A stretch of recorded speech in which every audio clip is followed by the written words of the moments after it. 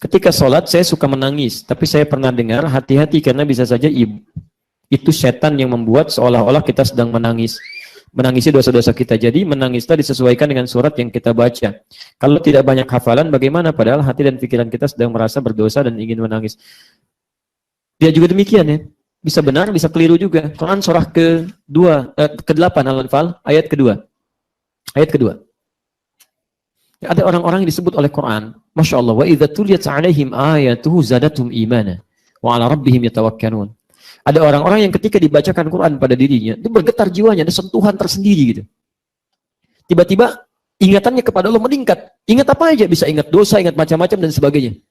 Ya, dan yang paling menarik, ayat ini tidak pernah bicara apakah yang dibacakan Quran itu ngerti isinya atau enggak.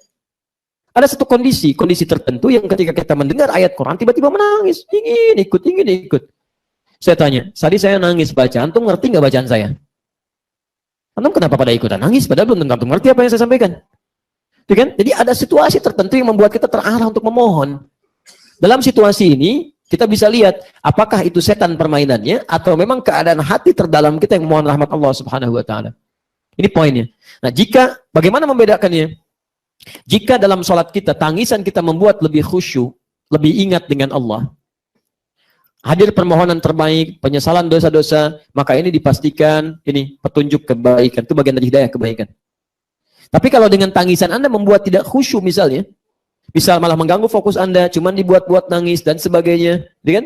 Maka itu tentunya bukan dari hal yang baik. Karena tidak sedikit ada orang-orang yang ketika melihat yang nangis, dia belum nangis. Gak enak, saya belum nangis, dia aja nangis. Nah, itu kan dicari-cari dan sebagainya. Jadi sehingga menghasilkan kesan bahwa kalau dia pun bisa, saya pun bisa. Ya, apa perencanaannya? Sudah direncanakan dari sejak sholat. Takutnya apa? Kalau selesai sholat, dia nanya, kenapa kamu gak nangis? Kan? Ada sesuatu yang dipersiapkan, yang mengganggu konsentrasi sholat, sehingga dengan itu, sesuatu yang salah. Termasuk imam juga, hati-hati. Imam juga hati-hati. Makmumnya mungkin benar, imamnya mungkin salah. Ya, ada imam ingin memimpin sholat, hanya sekedar ingin mengesankan bahwa saya orang imam yang paling khusyuk. Bisa membuat makmum menangis. Masya Allah, makmumnya benar, imamnya salah. Ingat, innamal a'malu binniyat. Semua amal itu ditentukan oleh niatnya. Anda benar, niat Anda benar, ada getaran pada jiwa Anda. Tapi kalau imam cuma nyari-nyari tangisan, supaya disebut imam yang paling khusyuk, imam paling bagus, maka di situ imamnya keliru. Jelas ya? Allah Ta'ala adam bissawab.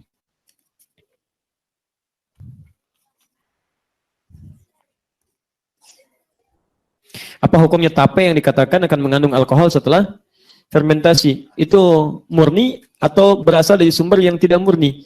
Kalau alkohol murni itu hukumnya haram. Tapi kalau dari sumber yang tidak atau berupa makanan biasa setelah diperas jadi alkohol atau yang lainnya, maka hukum alkoholnya itu yang haram. Misal anggur, antum tahu anggur?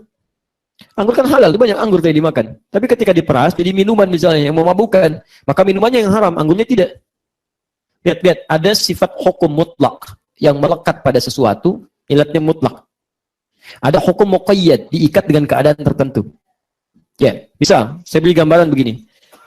Tape misalnya, asalnya dari apa? Halo? Singkong. Singkongnya haram nggak?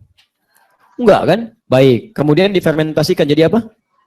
Tape. Baik. Sekarang persoalannya tape makanan. Saya ulang, tape makanan atau perangkat digunakan untuk mabuk? Makanan. Nah, sekarang saya turunkan. Ilatnya ada dua. Satu. Lihat sini. Ada aslun, al-aslu di sini.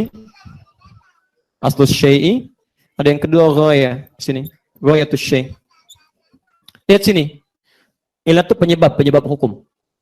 Ada penyebab hukum dari segi asalnya. Memang asalnya sudah begitu. Asalnya sudah begitu. Ya, misal. Apa hukumnya daging babi? Haram. Maka setiap turunan dari babi itu haram. Jelas ya? Setiap turunan dari babi itu haram. Ini yang mutlak.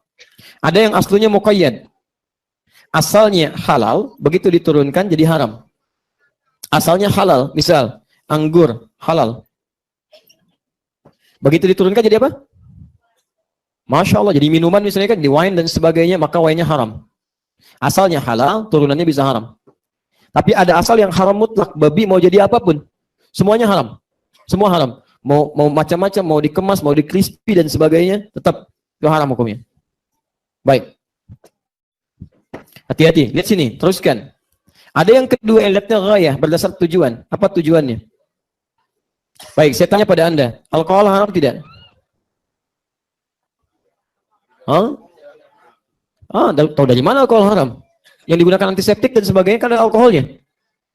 Hati-hati, kita lihat dulu. Apa yang dimaksudkan ini? Apakah alkohol yang dimaksud adalah sarana untuk mabuk atau sarana untuk yang lain? Ya kan? Nabi mengatakan, kullu muskirin, setiap yang digunakan untuk mabuk.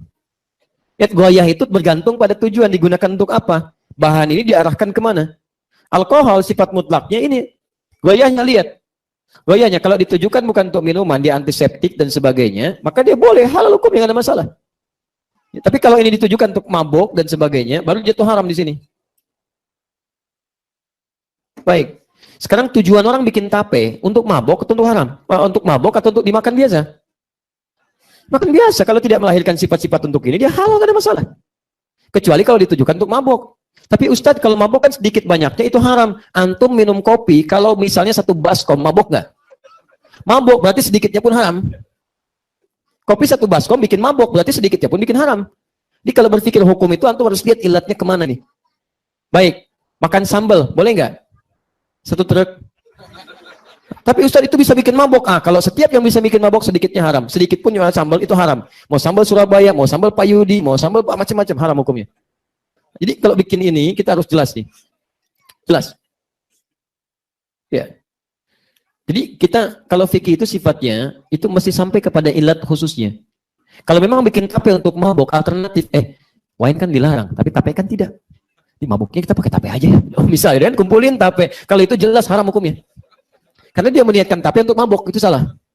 Jelas ya? Baik, tapi kalau hal yang sifatnya umum dan sebagainya, nggak ada unsur itu, nggak ada masalah itu. Karena ilat asalnya bukan untuk itu. Jelas sampai sini? Ya, sama dengan begini. Tapi nggak boleh ngutak-atik hukum. Pernah dengar hadis ini? Lihat, al-bahru hillu, al-bahru tahur, al-ma'uhu, wal-hillu maitatuh. Di laut itu, airnya suci, semua bangkainya, semua isi hewannya halal semua. Di semua yang ada di laut, halal. Ikan halal, kan? Kemudian anjing laut ada? Ada. Apa hukumnya? Di laut, sepanjang di laut. Oh, berarti semua yang di laut itu halal. Bawa babi ke laut misalnya, cemplungin dulu, ambil. Tidak. Itu bukan, itu sesuatu yang berbeda. Jadi jangan semua dibawa ke laut, tidak. Ya, jadi sesuatu yang ada di sana tetap hukumnya melekat sepanjang dia bukan ilat ada di situ, dia nggak boleh dibawa. Jelas ya? Baik. Jadi sepanjang ada di laut silakan. Haram 2, ya. Haram 2, babi yang dibawa ke sana atau putri duyung. Itu nggak boleh.